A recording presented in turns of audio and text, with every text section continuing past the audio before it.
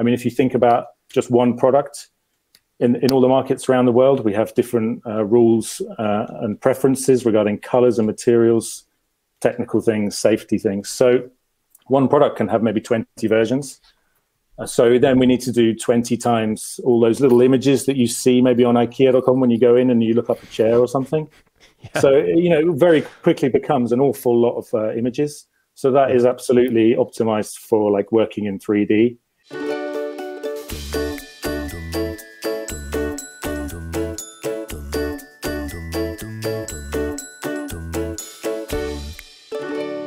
All right, hello and welcome to SketchUp Talk, the official podcast of the SketchUp team. My name is Aaron Dietzen. I'm your host along with Matt. Well, I guess I'd say Matt Robison. I gave my own last name and then just cut you short. Actually, it's especially important on this episode that I call you Matt Robison because our guest is also named Matt. Before we get any further, how do you feel about that, Matt? Are you okay with it? I feel like, maybe I'm losing the title of only Matt on the show, getting, overshadowed other Matts, but no, I'm happy because, it's going to be a great show and he's going to be a great guest. So, whatever name slide this time, we bring on all Matts. But yeah, no, it's going to be a great one. Yeah, it's gonna be fun. What you need to do is you need to get that in your contract that you're the only Matt, because I pushed for that. I was actually held out for. That's why we didn't have a season last year's, because it was contract negotiations. They wanted to bring somebody named Aaron in, and I was like, no, I won't do it. Mm-hmm. So yeah, you're known as a diva around the office for sure. That is exactly how everybody has always described me. So Matt Woodroffe from Ikea is who's going to be joining us today. And that's gonna be fun. Do you have any Ikea in your house yourself? Yeah, I was actually coming up to this episode, I was like, when am I going to drop the bomb that I'm coming to you from an Ikea desk? Ooh, yeah, that's right. That's big. That obviously, see, I thought I was a diva. I got the plywood desk here, and here you are. Nice, that's fancy. The other Matt coming to us from the fancy desk. Great. Yeah, right. No, but I love Ikea. I mean, I just feel like they're so like design forward, which obviously is cool. But I feel like going into an Ikea store is also like an experience all its own as well. Whether they like. They have the little escalators that you push the cart onto, and then it brings the cart up. And I just thought that was so cool.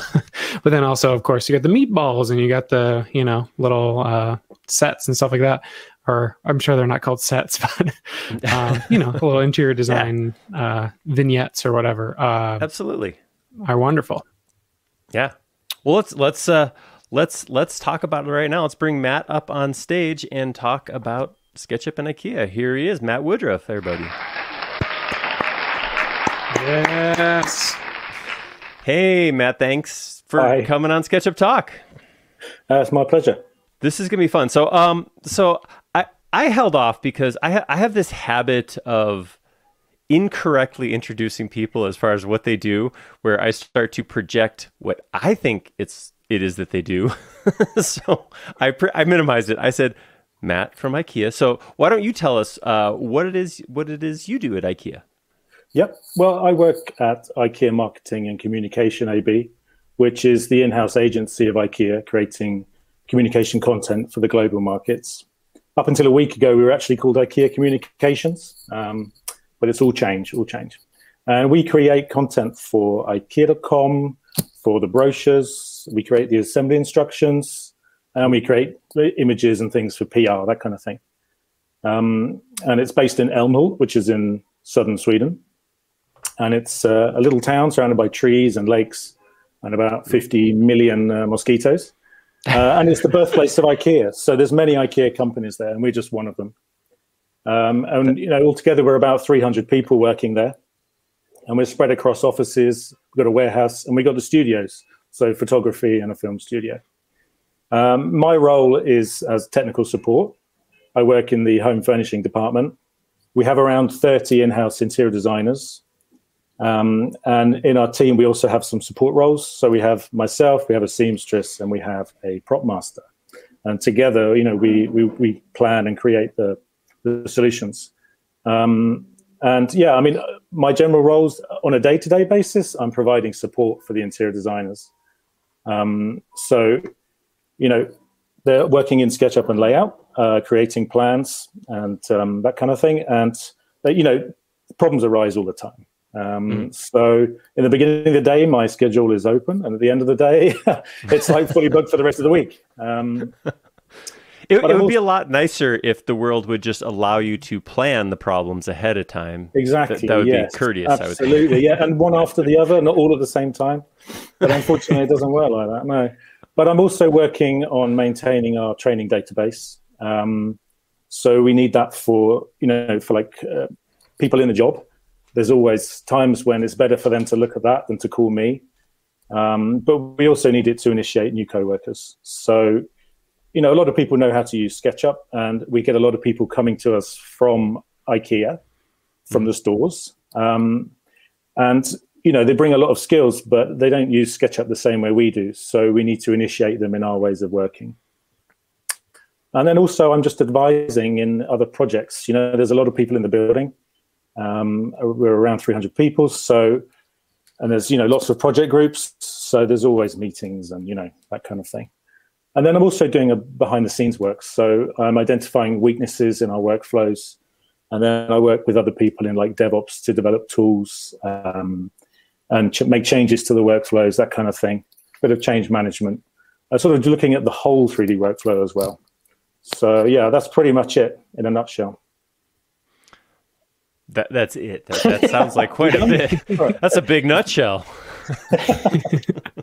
How long have you been at Ikea at this point? IKEA, sorry, I said Ikea. IKEA. Yeah. Watch that one. Yeah. Well, I started in 2011 as an interior designer, and that was at Ikea Communications, as it was then.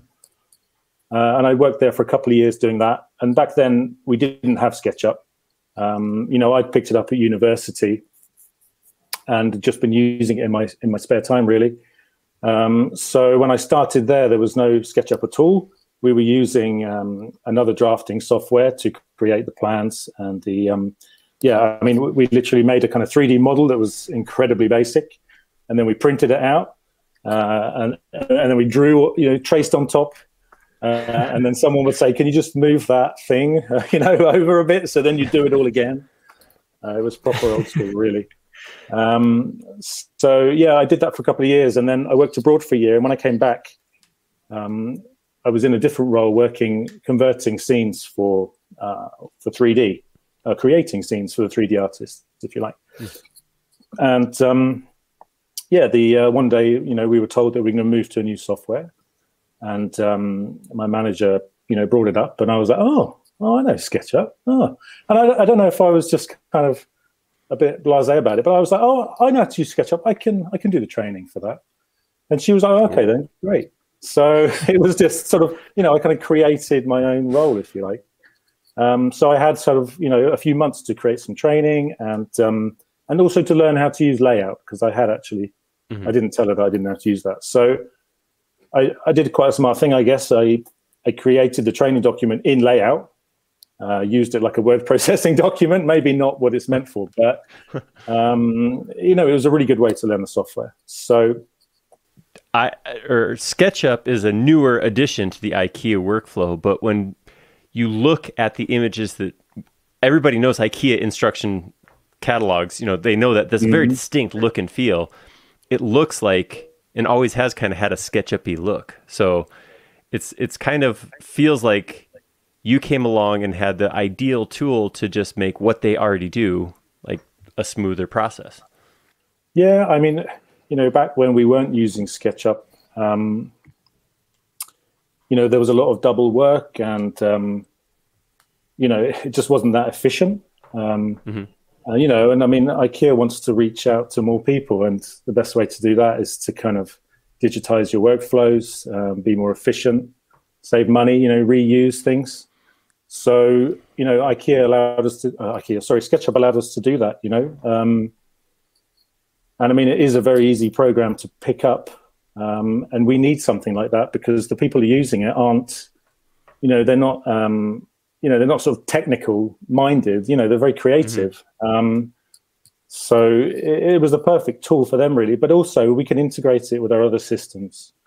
So it allows us to create things in SketchUp and then move them into another piece of 3D software and turn it into what you might see in, for example, the kitchen brochure in the store, which quite often is 100% 3D.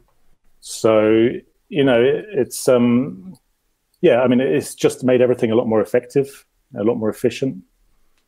Yeah, that's awesome to hear.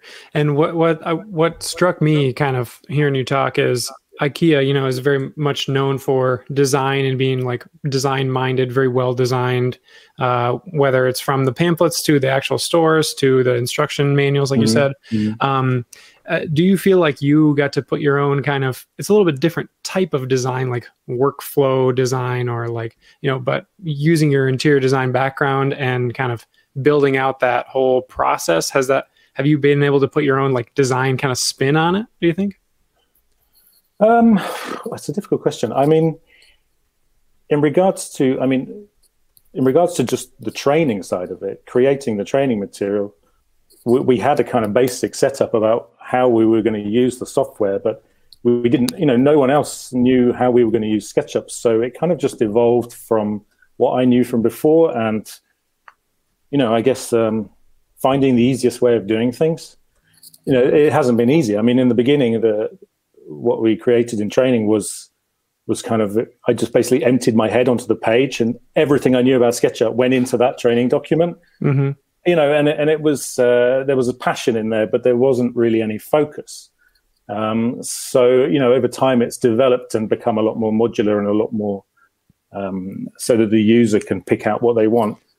I don't think that really answers your question, but it sounds like it's been iterative, like you kind of, start from a certain spot and then you're tweaking and changing things going along all the time. Yeah. I mean, I'm never satisfied with what I've done, and every year I sort of went back and changed it, and so that's how it's evolved to what it is today. So yeah, I mean, I guess I needed to go on that journey in order to sort of find where we are today. But I mean, it still worked. It still did what we needed. It just does it better now. It's kind of an IKEA kind of journey for it, really, just improving it all the time. Well, something you mentioned that I wanted to ask, because you mentioned that you do have a studio, a photography studio, but then you also mentioned software packages and rendering. How much of what we see, end users see of IKEA in catalogs and things like that, is rendered versus how much is photography nowadays? Well, I mean, it depends, because at the end, we're creating different types of content. We have two main types of content. We have product pictures, which is like single images or animations that you normally find on ikea.com or in buying guides or in our internal systems. And this has a sort of separate workflow that's optimized for more kind of volume production, which means we do a lot of 3D work in that, because, I mean, if you think about just one product, in all the markets around the world, we have different rules and preferences regarding colors and materials, technical things, safety things. So one product can have maybe 20 versions. So then we need to do 20 times all those little images that you see maybe on ikea.com when you go in and you look up a chair or something. Yeah. So, very quickly becomes an awful lot of images. So that is absolutely optimized for like working in 3D. They do some work in the studio, but it's not so much. But then we also have range communication, which is more the area that I work in. And that's inspirational content, so that you might find on the web or the brochures, that kind of thing.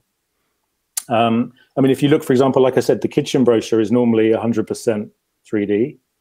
Maybe a little bit of mixed media with some sort of soft materials, but generally it's all in 3D.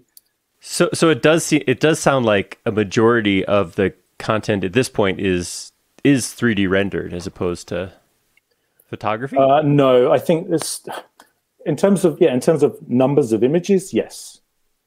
Right. But if you look if you were to look in the catalog that we used to produce, then it was a lot more biased towards studio work. Okay. Those are much larger kind of solutions. But right, now, where you have like the whole room laid out with all the different pieces, that kind of thing. Yeah, I mean, we do things like that in 3D, and we can create both to the same level. There's not a difference between the quality, but in some cases it's more effective and more cost efficient to do it one way than it is to do another. Sure. Quite often we reuse sets out in the studio, but we also try and reuse our 3D solutions. But there's different lots of different factors in there as to which one you're going to choose. I think for a long time a lot of people have been kind of a bit scared to use 3D because they've always done it in the studio. Mm-hmm. So it's been trying to convince people that what we can create in 3D is just as good as what we can create in the studio. Well, so you said you did a lot of like training internally and kind of troubleshooting for people during SketchUp. Like I know Aaron is kind of externally known as the SketchUp guy. Matt, do you think do people call you the SketchUp guy at IKEA? Are you like identified as SketchUp guy? Oh, I don't know about that. It sounds like I'm going to blow my own trumpet or something. But I mean, I think it's, the role has kind of just been created because we had a need. So it is I am kind of the only one in that position. So I get the good and the bad, If it goes wrong, then it's my fault. So, you can't have it all. It's not all good. But yeah, I suppose I do get that a bit. Yeah. But I'm very humble, it's the IKEA way of being humble. Mm-hmm. Oh, of course. I understood what you said there. That's absolutely. So with the use of SketchUp at IKEA, do you guys use a lot of extensions, or is it pretty much all just like native tool SketchUp, or it's combination? Pretty pared down, yeah. From the beginning, we didn't have any extensions, and we have a couple now, but they're both ones that we've developed internally. It's just kind of it's a lot of. Someone has to be constantly updating all these systems and making sure we've got the latest things. And it's just kind of one more thing that can go wrong. And the way that we developed the workflow was that you shouldn't have to need those things. It's kind of set up to be as simple and straightforward as possible for the interior designer. So, for example, when they start a new scene, they pick a template and it already has their layers and it has their kind of basic room in there. Obviously, there's lots of different templates for different room types, but we're already giving them just the prerequisites to create something which, no matter who creates it or in which project, it's going to look pretty similar at the end and can be picked up by someone else and used in another project, or another interior designer who maybe will do the actual propping or something. That's cool. So do you guys use components for the pieces? Because I know one of the things about IKEA is that efficiency of the same connection or the same use hinges or shelves or as much as possible. So do you have just an enormous database of components you guys pull from? Yeah, we do. Yeah. Yeah, we have an internal model bank. It has, all the IKEA models, pretty much all the IKEA models, I would say. And it also contains things like materials and bitmaps, stuff that's used in other software, and we have the models in different like LODs. So what we do is we convert the models kind of on a daily or weekly basis into the SketchUp format, into the SketchUp model bank that we have. So it's always up to date, and they're all saved as components. And what we don't allow them to do is we don't allow them to use the 3D warehouse. So we also have our own external propping library with thousands of models, and we can also scan models if we need to in the building. So they have everything they need there, yeah. And the workflow is just set up so that obviously we want components because the scenes can get pretty massive, and that's obviously not very efficient. So yeah, we really push them to use components, don't explode things and turn them into groups, that kind of thing. You can say it. Nice. And I do feel like we have to at least call out. It does sound like you're having quite a good time. It sounds like there's a party going on outside. I don't know if anybody else is. We're hearing the parade during your answers, but the horn parade. That's just to celebrate Matt being on SketchUp Talk. People are driving by the window honking horns. That's how they do things over there. It's pretty common for Sweden. It's like a party town. This place. So, yeah. Well, that's an interesting point that I feel like I have to call out. You don't seem to have a traditional Swedish accent. No, that's because I'm English. I just wanted to call that out. People don't know you, haven't seen you, haven't talked to you, so and they're just hearing your voice. So I figured I should at least mention that. Yeah, well, I mean, there's a lot of people from all around the world working at IKEA. It's incredibly diverse. It attracts a lot of people because it can offer them stuff that you can't get elsewhere. But yeah, I mean, it's also really important for us just to reach out to the markets. We need to have people with different backgrounds, different nationalities, or sort of cultural or religious beliefs. So, just amongst the 32 interior designers, we've got like 12 or so different nationalities. Wow. So yeah, I mean, and that's reflected in the company. I mean, we have English as our corporate language, for example. Otherwise, it just wouldn't work. So. Well, English everywhere except for the product names. Yes, that's true. Yeah, you're right. Yeah. I feel like that's the one piece that that IKEA has latched onto and said, no, this part's going to be Swedish because. Yeah, but the thing is, that's part of identity, right? Yeah, but you talk to someone in another country and they pronounce it completely differently anyway. So, what's the point? I don't know. I feel like I mean, I love it. I think it's so unique and it sets you apart, or not you, but the IKEA products, because they don't just call it, four shelf bookcase or what, the fact that you have a unique name is part of the fun. I don't know if they were the first to do that, but I mean, I think they've really gone to town with it. And people know when you talk about a certain product, which is crazy, really, that like a bookshelf or something can be renowned. But I mean, it was a great bit of marketing, I guess. Yeah, it's a really good product if people have gone out of their way to remember the name of it. When exactly, it's that weird. Remember and mispronounce, apparently. Yeah. One of the things you mentioned before was, just the amount of content your designers are responsible for. And if you go onto the website, if you guys haven't been to IKEA, of course, I recommend going in there. But there is images of every single product, and it's not just like just a single shot. There's like multiple pictures of every product in every finish, and then accompanying those are like I said, what I recognize is that black and white isometric view of the pieces, like the chest of drawers with the drawers closed and then open, and then the side view, and there's just amazing amount of content. Is that, how much of that is SketchUp and layout used for? Do you create those through there, or is layout primarily for other materials?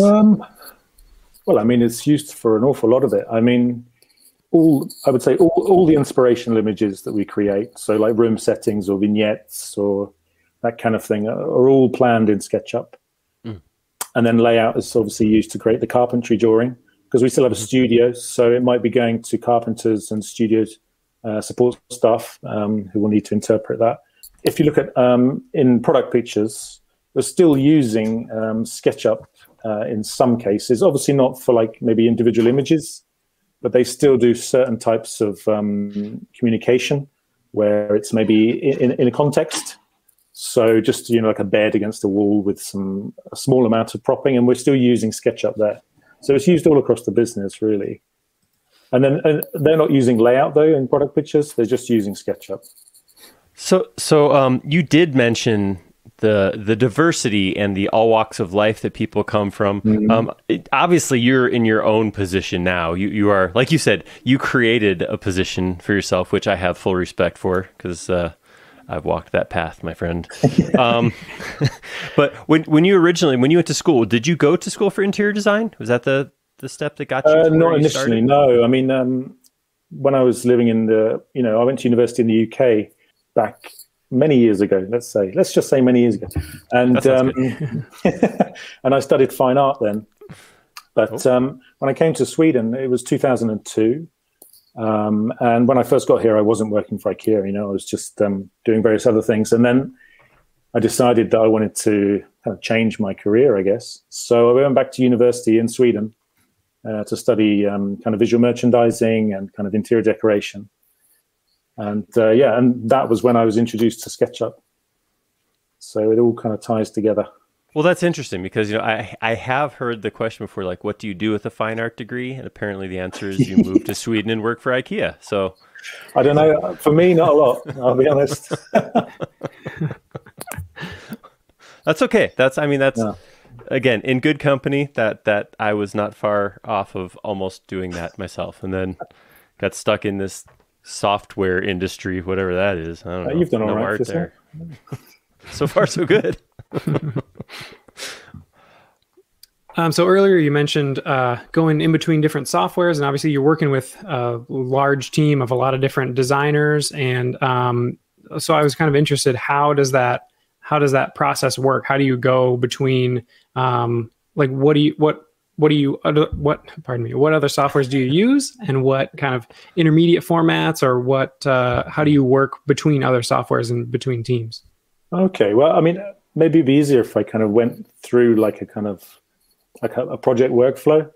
Sure, that'd be great. So you kind of get an idea about that. I mean, if we just take the 3D workflow, because that's a bit more relevant. We get a brief, the interior designer's plan, and they use SketchUp and obviously layout to create their carpentry drawing. They're also using some kind of in-house software to kind of create lists of all the products that are in there, that kind of thing. And then we have a kind of intermediate stage between 3D artist and interior designer. And this is where we kind of prepare the files for the 3D artist. So the 3D artists are working in 3D Studio Max, rendering in V-Ray. So we need to get, obviously, SketchUp, we can just put that file straight into 3D Studio Max. So it comes in as just geometry. And then we have a converter to turn all the IKEA models into, IKEA SketchUp models, into the high def 3D Studio Max models. And then all the external propping, we have to do that manually. So there's someone going in and swapping those out. And then also we're recreating the geometry, a bit more kind of complex geometry for the architecture in 3D Studio Max. And then the file is passed on to the 3D artist. So then they're adding the lights and the cameras, and they're working with the interior designers to fine tune the software and the lighting and everything, and create those images. That's so cool to hear. I mean, and that was our plan for this season of the podcast, was pro workflows, and I feel like that's all we needed. We could end this season. That was it. Yeah. What are those other guys coming on for? Yeah. No, that's so cool, because we get. And I don't know if this is something that you ever hear, Matt, is, we get people going, well, why should I use SketchUp instead of 3D Studio Max? Why should I use it instead of, whatever other software? And one of the things that we ourselves say is, well, maybe you shouldn't use it instead of, maybe you should use it alongside, because there's I'm going to go out on a limb here and make a bold statement. I don't think there's any one software in any industry that does all of it for everyone. So I think it's cool that you're conscious to that and willing to use the right tool for the job at the time, and that you guys have the ability to shift around when you need to make that happen. Yeah, I mean, we're playing to the strengths of SketchUp. The people using it are not 3D artists. They're creatives, so it's a tool for them. They just need to realize their ideas. And it has to be simple for them to do that. And because we have all the models and all the external propping and what have you, all they need to do is just learn how to kind of, the fundamentals of SketchUp, really. Mm-hmm. So, yeah, it's perfect, and, it works together with our other systems. So, yeah, like you say, we can't do everything in SketchUp, but, we do an awful lot in SketchUp. That's one of the things that I've always appreciated about SketchUp, and this is I'm not just saying this as a SketchUp employee. Since before I was ever at SketchUp, is having used other software, I feel SketchUp is something that gets out of your way and lets you do what you want to do. It doesn't say, okay, you want to design this? Okay, use the draw a shelf button. No, it says you want to make a thing, make a thing. Mm-hmm. So I can see. I think that's great to hear that it is the clay. It's it's to get in there and sculpt and design what you want as you create new items. That's cool. Yeah, I think just having such a simple interface when you compare it to say 3D Studio Max. I mean, obviously they're completely different programs, but just looking at them, I mean, you would think that they were, you wouldn't realize what you could do in SketchUp. Just looking at it when you compare it with 3D Studio Max. So I think, yeah, I mean, that is a big positive. I still think, when you come back, when the people we're working with, the interior designers, it doesn't matter how simple it is. Some people still find that kind of interface difficult, or maybe those kind of rules, mm-hmm. the 3D rules. It's not like real life, both in good ways and bad ways. I can spin it around and do lots of crazy stuff, but also I can get lost and I can destroy my room, without realizing it. Mm-hmm. So I think, yeah, for me, the focus is always on the training and trying to get people to understand things, whether that's, some people prefer like using tutorials or exercises or documents, or, it all comes down to seeing people as individuals and, kind of finding their kind of, what's the word? Yeah, what it is that kind of makes them tick, I suppose. Sure. Well, that's a good point, right? Is that not only is every software not capable of the same, but every workflow is a little different, and every designer is a little different. Exactly. So I think from talking to people, and not just IKEA, but talking to the companies that have a design process that I've found I respect, I think that's one of the things that they do, they have in common, is they go, we give tools to the designers and let play to their strengths, rather than, fit in this mold, push this button. Well, if you have to do that, then why do you have multiple designers if everybody's going to do the same? So exactly, yeah. Mm-hmm. And it must be fun to design also with that huge component library you were talking about. I'm like, I want to get my hands on some of those components and put them together. There's definitely perks working for a bigger company. Lots of fun kind of tools and bits of kit and what have you. And yeah, just having access to all those models. Yeah, it's a godsend, really. Yeah, I'm sure people come up with the craziest stuff. Like I see, people just from photos online or whatever of cannibalizing their own, I use these IKEA parts and put these together, these crazy things, or like, repurpose stuff for... Oh, you mean like IKEA hacks? IKEA hacks. Yeah, exactly. Yeah, so I can't even imagine what you could do in 3D, all the IKEA hacks. But yeah, so you've seen these IKEA hacks before? Is there like... Yeah, I mean... Stand out? Yeah, I think they're fun, but I think it's kind of it's like a separate industry, Obviously, these products are designed for certain things, certain technical kind of things. So, yeah, it's great that people can get creative with it out there. Mm-hmm. Yeah, it speaks to, I feel like, the expert level of design. You minimize something, or you like streamline it or clarify it so much to be for one specific thing that it could also be, repurposed to something that's new and beautiful in itself. So, but yeah, no, for sure. Follow the instructions, everybody. Don't go off on your own and make some crazy stuff. Yes. Well said. Follow the beautifully designed, well created, those instructions. Award-winning instructions. Award-winning. There we go. Ooh. Do we have any awards, Matt? I feel like I need to add award-winning to something now. Not yet. You have some shelves in the back that you could put some trophies on, though. So they don't look very IKEA, I have to say. They're disappointing. They're 2x4s. I'm sorry. Yeah, they're not that. It's not. Yeah, that's why I got a big head. It fills up this page, so you can't see it as well. Awesome. Well, hey, it has been an awesome, amazing time talking to you, Matt. I really appreciate this. I appreciate you giving us a peek behind the curtain into a company that, like I said, it's so well known for design. To hear like how SketchUp is being used in that award-winning and inspirational design process is really cool. Is there anything else you want to throw out before we wrap it all up? Oh, I'd just like to say thanks for letting me come on and, share our workflows with you. And I hope people find something useful in there.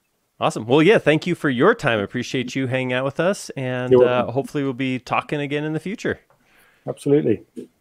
All right. Yeah. Thanks, Matt. Cheers. Thanks, Matt. And thank you for listening to SketchUp Talk. On behalf of our entire SketchUp team, this is Aaron Dietzen. With me is Matt Robison and producer Aubrey Tope. And we would like to just say thank you for listening, and we will see you next time. Bye.